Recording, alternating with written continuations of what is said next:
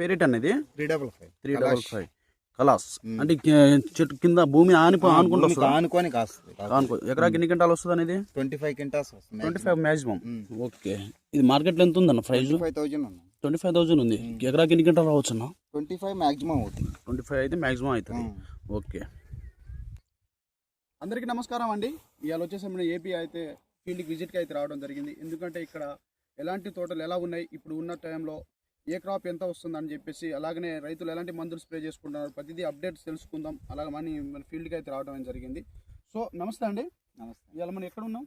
గుంటూరు జిల్లా వట్టిచెరుకూరు మండలం గారపాడు గ్రామంలో. మండలం ఏంది? వట్టిచెరుకూరు మండలం. ఎన్ని ఎకరాలు మిర్చి సాగు చేస్తున్నారు ఫస్ట్ మీరు అండి? మేము సార్ 5 ఎకరాలు. 5 ఎకరాలు. ఇప్పుడు వేసుకున్న వెరైటీ ఏం చెప్పారు? 355. ఓకే, ఇది ఎకరాకి ఎన్ని క్వింటాలు వచ్చేది? Maximum 25 quintals.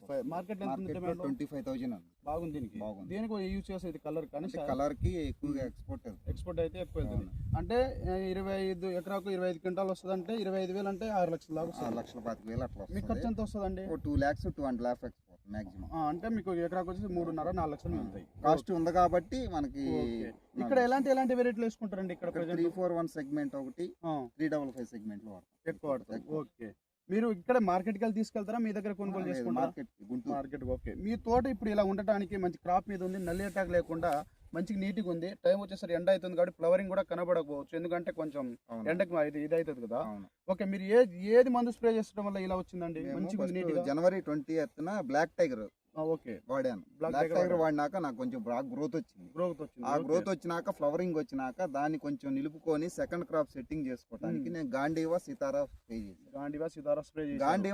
స్ప్రే చేసినాక నాకు ఈ పైన పచ్చిగా కనిపించే కాయలు మొత్తం ఈ గాంధీవా సితారా బ్లాక్ టైగర్ వాడినాక ఈ కాపు వచ్చేసింది. ఓకే, మీరు స్పేసింగ్ అనే సెకండ్ స్టెప్ వచ్చింది. అప్పుడు ఉండేది? అప్పుడు లేదు. మళ్ళీ తర్వాత బ్లాక్ టైగర్ వాడినాకే నాకు బ్లాక్ టైగర్ డబ్బా ఇది.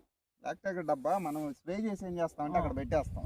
పక్కన రైతులు ఈ చేను బాగుంది వేసి అన్నారని వాళ్ళు ఆ డబ్బా తీసుకెళ్లిపోతారు. షాపుల దగ్గరికి వెళ్ళి అన్న పక్క చేను ఆయన ఈ మందు వాడారు, నాకు ఈ మందు కావాలని ఆ డబ్బాలు తీసుకుని వెళ్తారు. ఎంతమంది యూజ్ చేయొచ్చు ఇక్కడ? దాదాపు ఎన్ని ఎకరాలు యూజ్ చేయొచ్చు? నేను ఒక 50 acres కి యూజ్ చేయించాను బ్లాక్ టైగర్. మళ్ళీ ఇంకో మందు స్ప్రే చేశారు తర్వాత?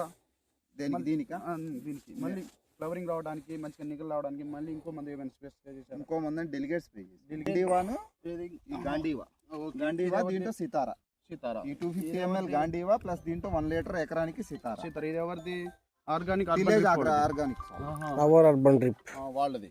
ఓకే, ఇది దేని పని చేసిందండి? ఇది కూడా పైన వచ్చిన గ్రోత్ వచ్చింది కదా, గ్రోత్ వచ్చినాక ఫ్లవరింగ్ వచ్చింది. ఆ ఫ్లవరింగ్ లో ట్రిప్స్ అటాక్ కానియకుండా సితారా కలపడం వల్ల ఎంపటినే పిండి అయిపోయింది. వచ్చిన కాప్ మొత్తం పిన్నీసు